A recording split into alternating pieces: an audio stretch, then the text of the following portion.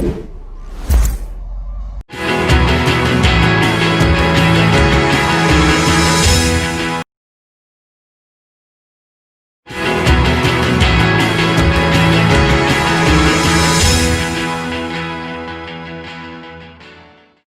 kita biasanya makan dengan makanan misalnya kemudian ayam goreng atau tempe goreng yang kemudian di situ ada kriuk-kriuk bumbu atau tepung begitu ya. Nah, hari ini saya sedang kedatangan tamu yang luar biasa banget. Beliau adalah tokoh inspiratif juga, wanita, motivator juga yang menghasilkan karya, bisa saya katakan karya yang luar biasa, yaitu dengan membuat salah satu sajian tepung bumbu serbaguna. Saya sudah bersama dengan Ibu Riza. Ya, Assalamualaikum, apa kabar Bu Riza? Alhamdulillah sehat Mbak Nia. Alhamdulillah. Bu, saya ini benar-benar terinspirasi sekali nih. Kalau kita biasa tahu produk-produk yang ada di pasar misalnya, kemudian ada tepung bumbu dengan beragam brand ya Bu ya. Ini dari Jawa Timur berhasil menciptakan itu, dan beliau adalah Bu Riza. Bisa diceritakan nih Bu, gimana awal mulanya? Jadi gini Mbak Nia. Jadi zaman dulunya memang kebetulan saya dan suami itu kan memang bisa dibilang karyawan juga ya, awalnya begitu. Terus kami itu selalu dipindah-pindahkan tugasnya. Jadi lama-kelamaan nggak nyaman juga. Akhirnya kami berpikir, kira-kira apa ya yang bisa kita buat supaya kita tuh nggak tergantung dengan orang lain juga. Nah, ketemulah si tepung ini. Nah, tepung ini kita mulai awal percobaan itu pertengahan tahun 2013, kemudian kami legalkan secara legalitas yang resmi tahun 2015-an. Kenapa kami pilih produk ini? Karena begini Mbak Nia, kita kan sebenarnya sudah tahu ya di pasaran mungkin sudah banyak juga namanya produk-produk yang sejenis. Cuma kita itu, saya pemakai juga, saya ibu-ibu pemakai juga dan suka masak. Terus saya melihat setiap kali mau beli tepung, itu pasti belinya sendiri-sendiri. Misalkan saya pengen goreng ayam nih, saya kan belinya tepung yang khusus untuk ayam goreng sesuai dengan label kemasannya mereka ya. Terus besoknya anak saya misalkan mau minta ayam crispy, akhirnya saya belilah lagi tepung lain yang memang fokus untuk ayam. Jadi kan saya mesti stok banyak nih. Nah, awal muasalnya dari situ. Kenapa kok nggak ada tepung yang misalnya satu aja kita bisa pakai macam-macam masakan? Multifungsi. Betul, multifungsi. Jadi karena kita melihat itu, akhirnya saya berpikir, oh ya sudah, saya coba trial itu ya Mbak. Saya trial itu, saya coba tes market, ternyata bisa diterima. Terus permintaan waktu itu ada juga. Jadi serba kebetulan sebenarnya. Akhirnya kita coba jalankan, kayak gitu Mbak. Coba kita jalankan. Dengan ya awalnya dulu kita masih ibaratnya sampingan sebenarnya, bisnis sampingan. Terus kemudian kita melihat pertumbuhannya, jadi memang kita maintenance Mbak dari tiap bulan, permintaan ini meningkat atau tidak, ada BEP apa tidak dan lain sebagainya. Jadi awal-awal memang benar-benar yang pure dari hobi gitu. Iya. Ya Bu? Hobi masak ya Bu ya? Hobi masak. Hobi masak soalnya Bu. Hobi masak, kemudian muncul ide untuk mencetuskan satu inovasi baru, bikin bumbu serbaguna. Iya. Itu di tahun berapa Bu Dewi? Maaf Bu Riza. Tahun 2013, pertengahan tahun 2013. Jadi ya karena itu tadi, karena anak-anak saya memang saya sedikit protek supaya anak-anak saya itu tidak terlalu jajan gitu kan. Akhirnya semua kebanyakan makanan saya sendiri yang buat. Cuma memang bahan bakunya kita mesti beli ya Mbak ya. Dari situ saya lihat kok ini nggak kurang ekonomis sekali ya, harus beli tepung A, tepung B, tepung C dan lain sebagainya. Dari situ ya sudahlah muncul ide itu. Jadi satu tepung bisa untuk masak macam-macam. Jadi kan kalau ibu-ibu kan mungkin iya irit ya, mungkin dari segi uang dan lain sebagainya kan kita beli satu tapi bisa untuk semua. begitu. Bu Riza, ini untuk varian rasanya nih Bu. Varian rasa saat ini saya ada original, ada pedas, dan satu lagi tepung yang rasanya memang ke arah manis ya Mbak. Tepung untuk pisang goreng, terus tepung untuk apa sih, ubi, untuk goreng ubi, untuk goreng nangka, yang kayak gitu.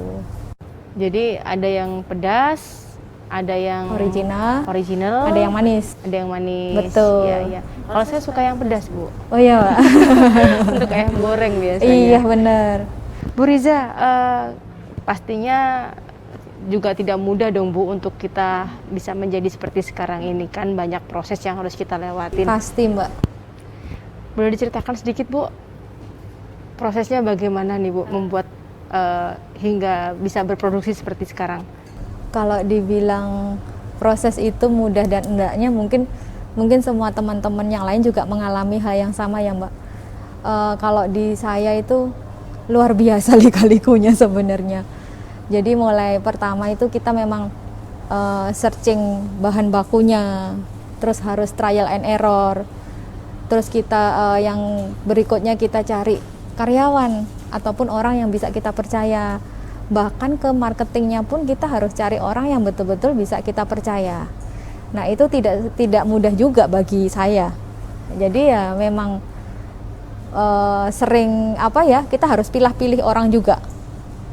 Jadi dari model hal tersebut akhirnya kan kita tahu nih Mbak, kita tahu orang yang betul-betul pengen bekerja dengan kita ataupun berpartner dengan kita atau tidak. Itu akan ada seleksi alam tersendiri.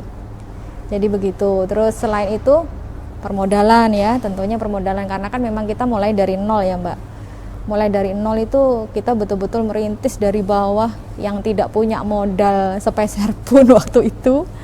Akhirnya kita memang harus pandai mengelola. Kita harus pintar memutar uang itu, modal. Kita belikan bahan baku, proses produksi habis berapa, nanti kita jual, kita mendapatkan keuntungan berapa. Dan itu pun tidak sampai di situ juga. Artinya bahwa karena di pasaran itu produk yang sejenis kan memang sudah banyak juga. Akhirnya kita mau tidak mau, suka tidak suka, kita harus berdampingan dengan mereka.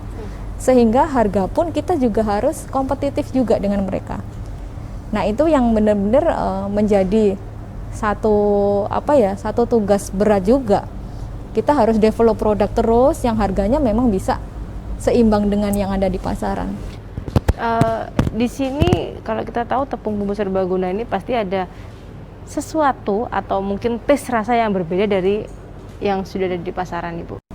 Nah, kalau punya saya ini dibandingkan dengan yang ada di pasaran, memang karena target utama saya memang untuk general trade ya Mbak. Artinya general trade itu kita pengen masuk ke lapisan masyarakat menengah ke bawah, menengah ke atas pun. Bahkan untuk masuk ke market seperti HoReCa, hotel, restoran, kafe, saya targetnya ke sana. Nah kelebihannya memang pertama tadi yang sudah saya sampaikan di awal, bahwa tepung saya ini satu tapi bisa untuk berbagai macam masakan, kecuali yang manis ya. Yang manis nggak bisa di split buat goreng ayam kayak gitu ya. Terus yang kedua memang untuk tes rasa rempahnya lebih kuat, jadi Indonesian taste-nya itu lebih menonjol. Terus yang ketiga kelebihan lagi itu saya tidak memakai bahan pengawet, jadi pure murni natural semua. Terus yang terakhir saya tidak menggunakan penyedap rasa yang terlalu MSG. banyak, MSG itu terlalu banyak gitu. Jadi memang saya benar-benar low banget pakainya. Jadi betul-betul produk yang saya buat ini saya ngaca dulu nih ke aturannya Depkes atau aturannya BPOM nih Mbak. Saya baca dulu nih, oh ini nggak boleh segini nih, ini nggak boleh begini ya. Jadi saya mengacu ke sana dulu. Artinya walaupun kita tahu nih misalnya masakan ini, gorengan ini renyah banget loh, tapi kita nggak tahu tuh komposisinya apa saja. Iya. Ini dari Bu Riza diperhatikan betul ya? Betul, sangat-sangat diperhatikan, karena memang saya sendiri background saya orang food juga ya, jadi saya harus benar-benar ini. Selain itu juga ada beban moral juga ya Mbak. Ibaratnya kita kasih makan orang lain, dibeli sama orang lain, kita mesti kasih orang lain makanan yang sehat juga dong, yang kayak gitu loh. Apalagi anak-anak kita mengkonsumsi, Iya.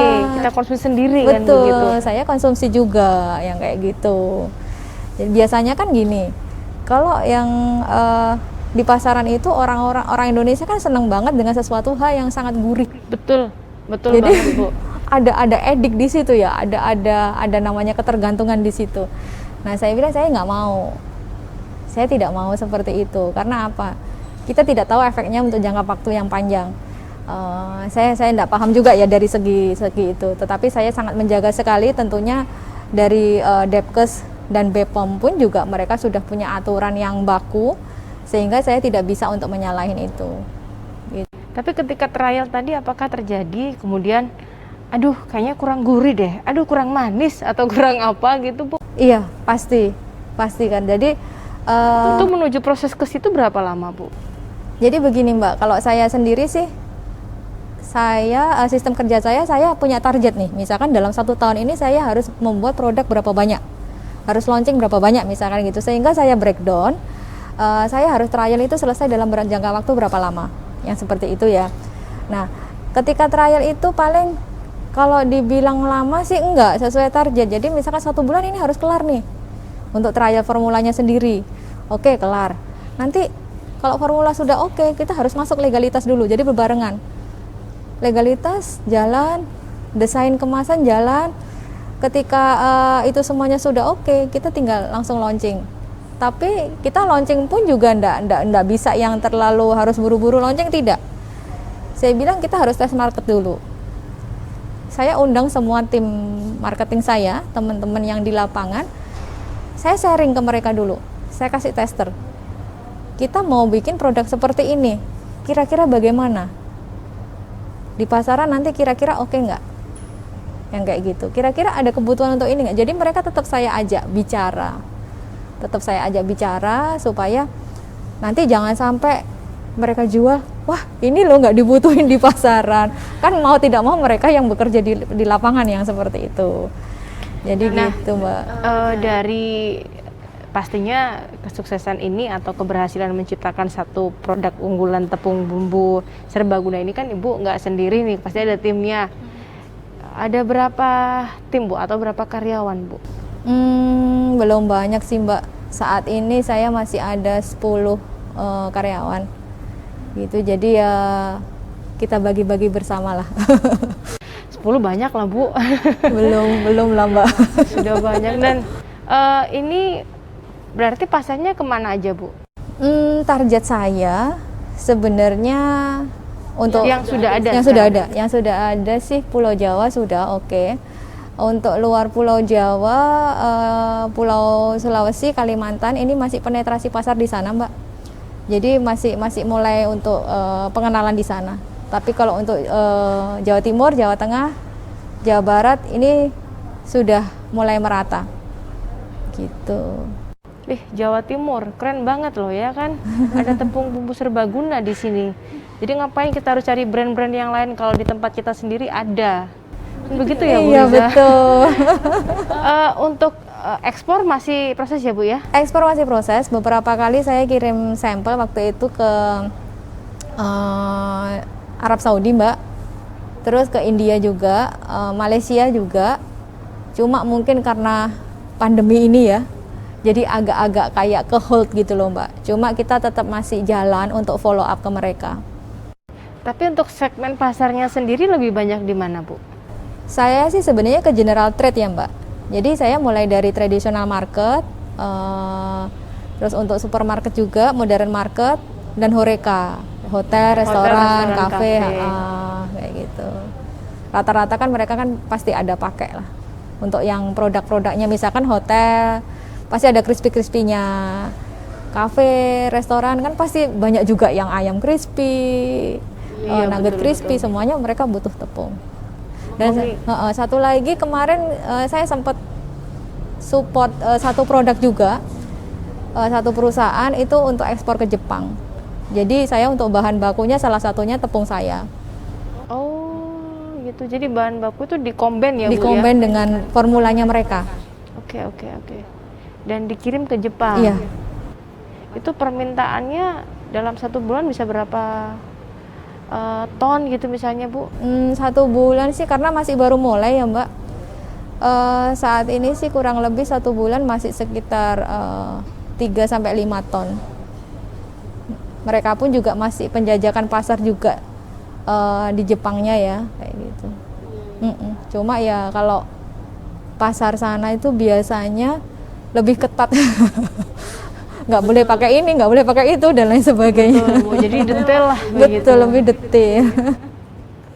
Nah, mengingat nih Bu, karena bisnis yang semakin bisnis atau usaha yang kemudian semakin berkembang, semakin maju, ini pastinya tidak luput dari peran serta kita seorang ibu tetap menjadi seorang ibu dan seorang istri kan. Betul. Begitu. Itu gimana Bu untuk membagi waktu dengan anak-anak, keluarga misalnya? Sebenarnya itu simpel sih bagi saya Mbak. Jadi memang saya sudah terbiasa mengkotak-kotakkan waktu. Jadi misalkan anak-anak saya waktunya dia harus sekolah, harus mengerjakan tugas, harus misalkan ada tambahan pelajaran itu di jam-jam berapa aja. Jadi semua sudah saya atur. Jadi sudah saya atur semuanya nanti dan apa yang harus saya lakukan. Begitu. Jadi ya artinya memang sudah benar-benar tahulah ini porsinya di mana gitu. Betul. Kembali ke produk tepung serbaguna nih Bu, tepung bumbu serbaguna. Karena pasarnya sudah banyak dan saya tahu tadi sudah ada di seluruh Indonesia mungkin Bu ya, di berbagai wilayah gitu kan, tersebar di Indonesia. Apakah ada langkah lain kemudian hingga produk ini bisa nembus ke pasar internasional atau go internasional? Tentunya ada Mbak, tentunya ada dan kami pun juga ingin ya seperti itu. Dari berbagai macam event kita pun juga mempromosikan produk kita juga.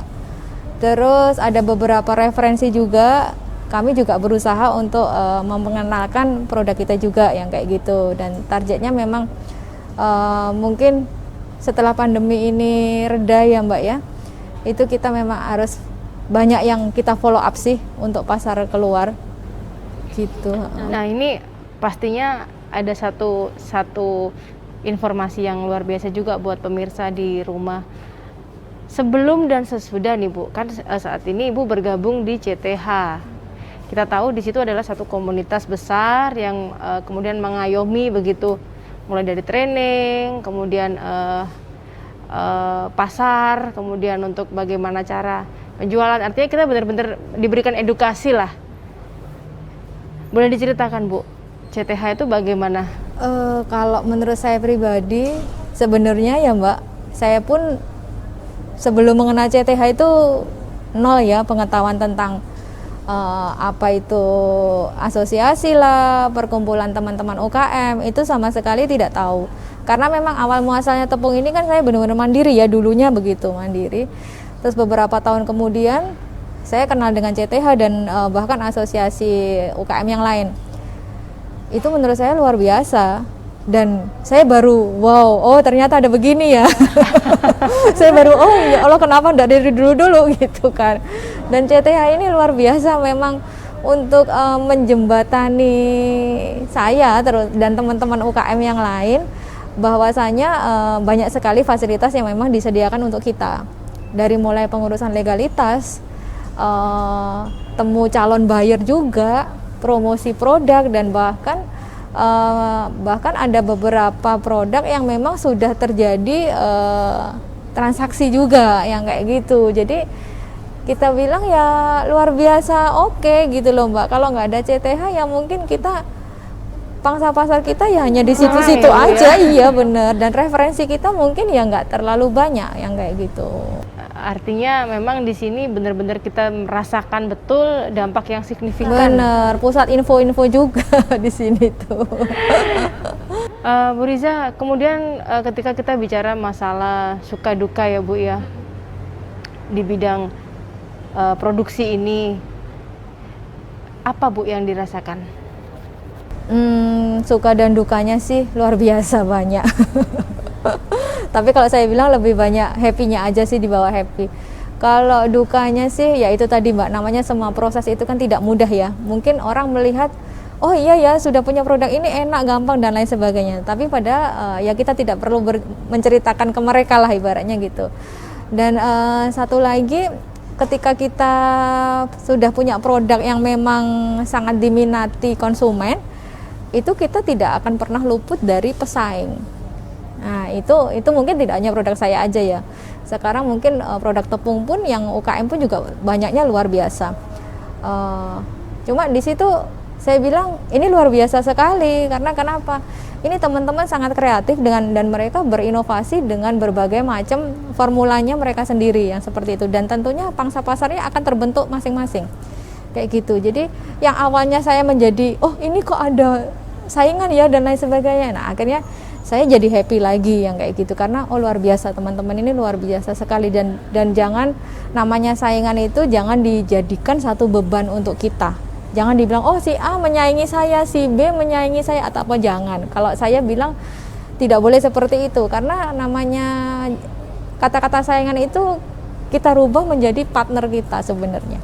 Suatu saat mungkin kita bisa berkolaborasi dengan mereka, kita tidak akan pernah tahu. Bu Riza, ketika menghadapi situasi pandemi ini Bu, kita tidak luput dari yang namanya kompetitor tadi, pesaing. Betul.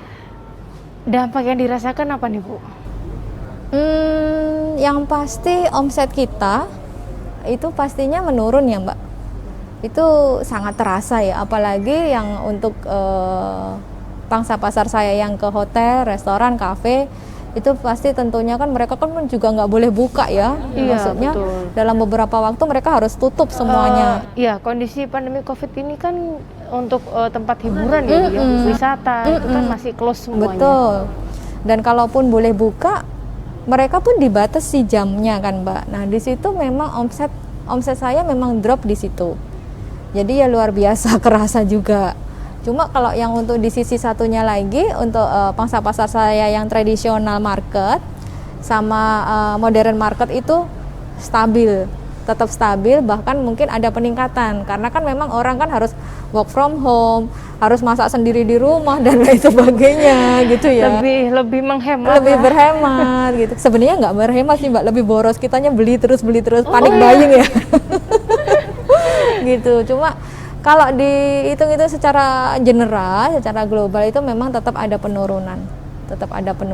Jadi memang luar biasa ini. Mudah-mudahan segera lewat lah. Iya, Bu. Karena ya kita tahu lah Bu, untuk pandemi COVID ini sendiri bukan hanya di sektor ini saja, tapi banyak sektor yang memang terdampak. Betul. Seperti itu. Terakhir nih Bu Riza, tips dan triks apa yang bisa kita share ke teman-teman semua pemirsa di rumah yang kemudian tetap bisa semangat gitu kan, kemudian bangkit UKM ya misalnya untuk dalam menghadapi situasi pandemik ini, khususnya juga untuk pemula yang memang betul-betul ingin berekspresi atau kemudian mempunyai ide-ide kreatif yang lainnya yang berkaitan dengan bisnis di kuliner misalnya. Silakan Bu. Kalau buat teman-teman semuanya, yang pasti kondisi pandemi ini kita jangan ikut-ikutan terbawa ke dalam situasi yang seperti ini.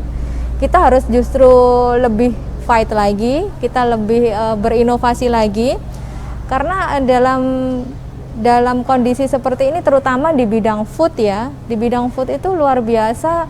Kalau bisa dibilang ya cukup naik juga. Waktu awal-awal COVID aja memang drop sekali, tetapi sekarang sudah mulai stabil. Kalau untuk food dan beverage itu sudah oke. Jadi saya bilang kalau teman-teman jangan ikut drop gitu loh, jangan ikut drop, tetap fight. Yang pasti harus inovasi terus, jangan takut dan harus survive, dan karena memang mau tidak mau kita harus betul-betul bisa membuktikan dan bisa berjuang untuk melawan kondisi seperti ini kayak gitu. Itu aja sih Mbak, pokoknya tetap semangat lah.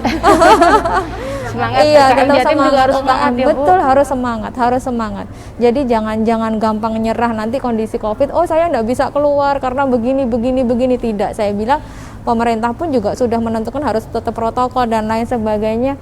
Nanti insya Allah kita ada jalan lah. Amin ya rabbal alamin.